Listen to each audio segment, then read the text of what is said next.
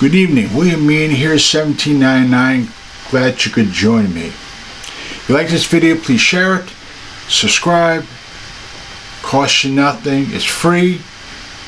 Leave a comment down below, and remember, First Amendment rights under the Bill of Rights, which somebody else paid for the price of.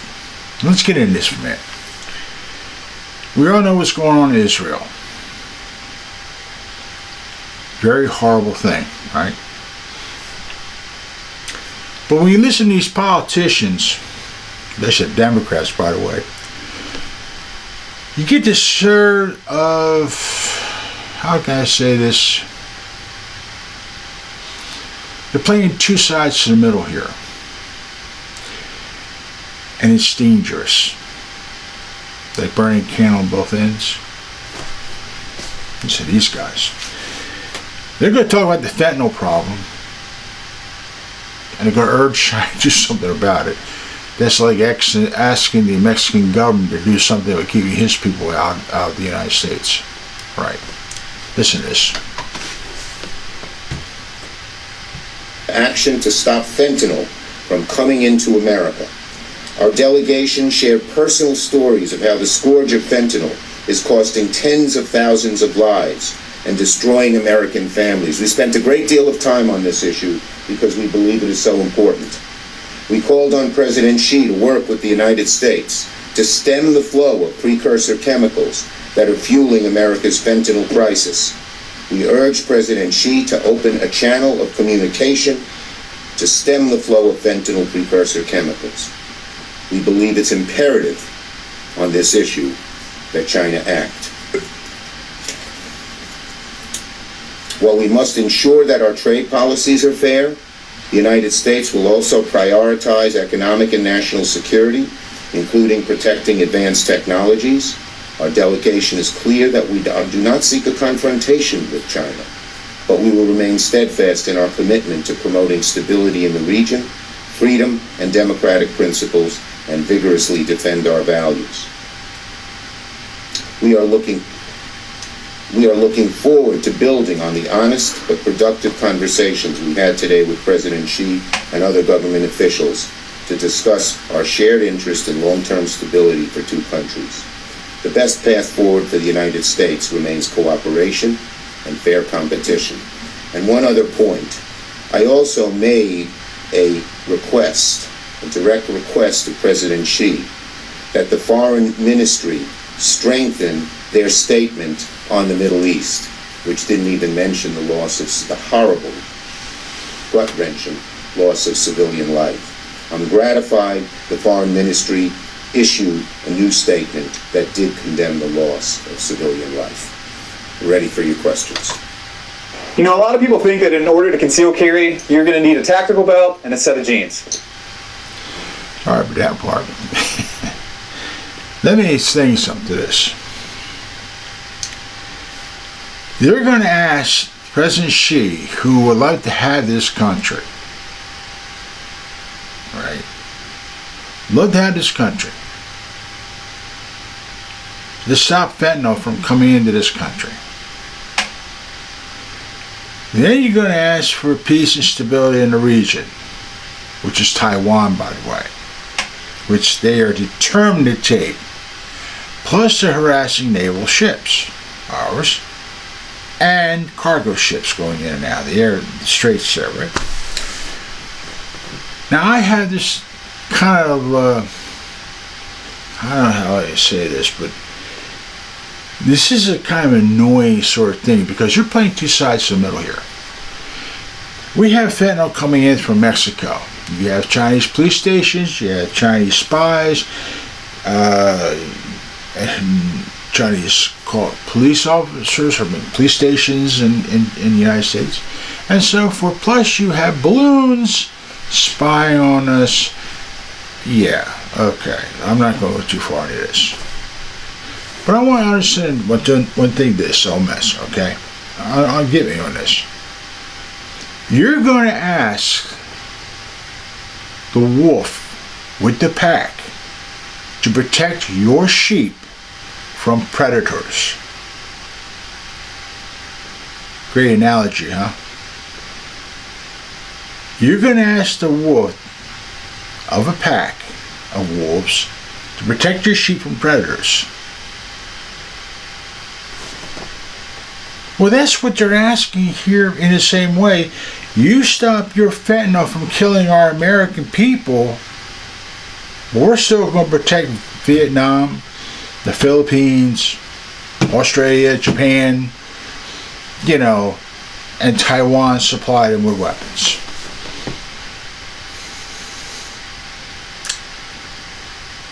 Yeah. So we want you to go over to Israel and see if you can lend a hand to them dealing with Hamas. And it's a layman term sort of thing. But here's the funny part about it. They support Iran, Afghanistan, Korea,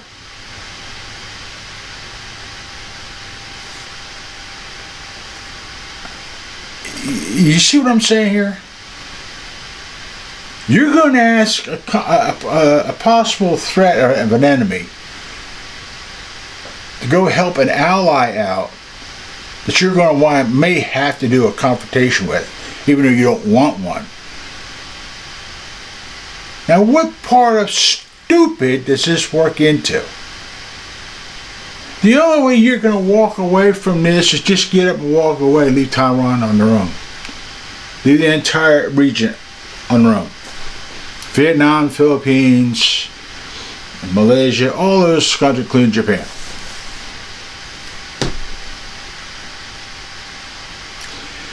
Like I said, you can't make this stuff up. You're going to tell this guy that you got to stop fentanyl from coming in our country. That's like telling the Mexican government, you got to keep your people on your side of the border.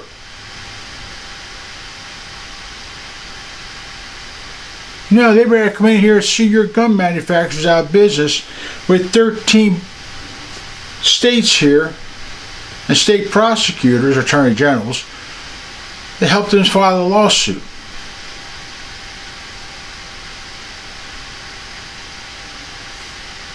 What happened in Israel can't happen anywhere. I mean, it's just, people don't realize this. This is why you have this amendment, your Bill of Rights, your Second Amendment. The same politicians that are trying to take your rights away are making deals with a foreign government that would like to take us to pieces.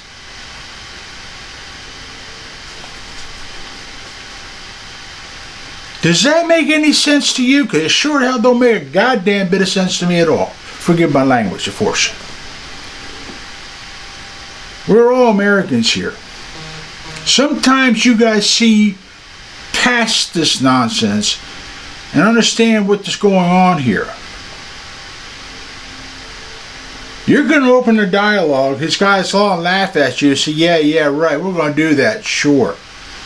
That's like asking Hitler, well, here's a document. We'll sign this. You sign this here, and we will not attack you. What did Hitler do? He went to attack that country anyway. When one of his aides said, well, you made a binding contract. You know what he said? So what? It's just a piece of paper. You think China is really interested in stopping fentanyl coming to this country? If you believe in that, boy, you're in trouble. That's like turning and saying, well, you're not going to attack Taiwan? Okay, fine. We all up and leave. What happens? They attack Taiwan anyway. None of this makes any sense anymore. But we need to strip you of your rights. Now, everybody out there says, oh, you can never be attacked. You can never be attacked. This can't happen. That can't happen. So.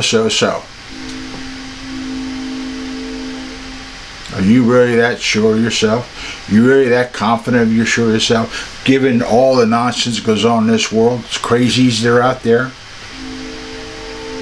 Hamas, Iran helping Hamas,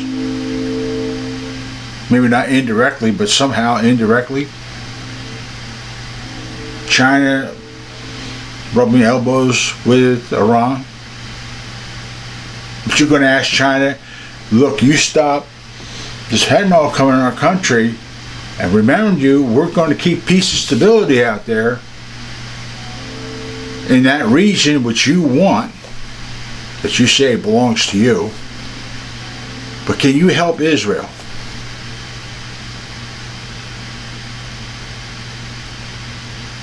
You can't make this stuff up.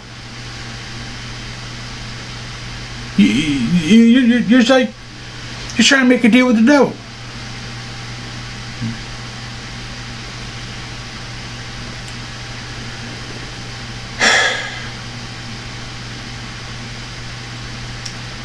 This is why you have the Bill of Rights what it is. This is why you have the Second Amendment for what it is. This world is constantly changing. The cards are always differently changing. Everything's changing all the time. And when you got politicians making deals like this, something is not kosher here. You're asking your adversary, a possible adversary, to help you out. So you move part of your naval fleet to go to that region.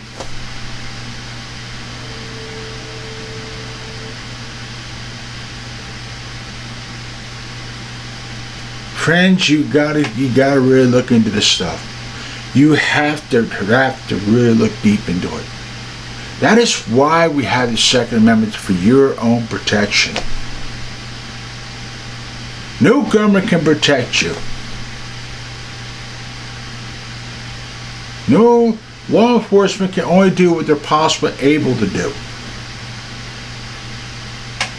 Well, you have politicians making deals with them and yet threatening you to, well, you need to lose your weapon or your firearm or your gun or however you want to word the damn thing, is a problem. They want you to surrender everything. They want you to give up everything.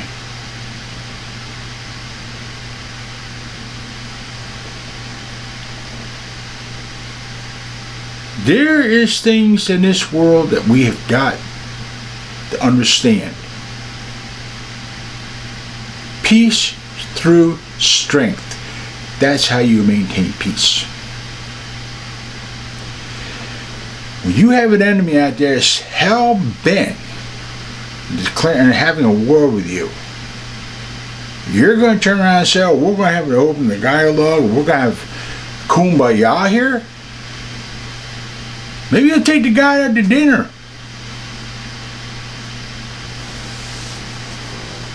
While he's sending his armies over there on your back doorstep.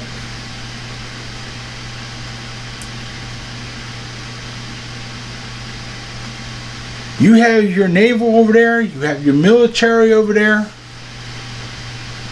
training with these people, putting peace and stability any way they can, and you're going to turn around and say, oh, well, we can make deals with this guy.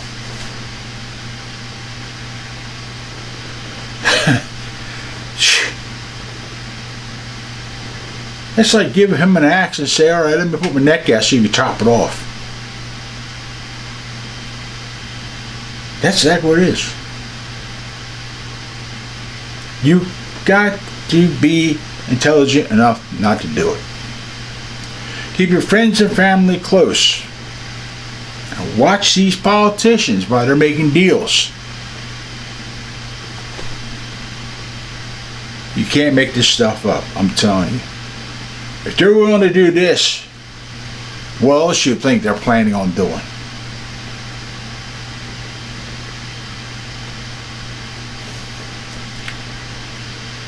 Remember, the Second Amendment was for your own protection, for this country's protection, for this Constitution. We are all Americans here, despite what those people up there say about MAGA, supremacy, and all this other stupid nonsense when you're making deals with your enemies. You take care.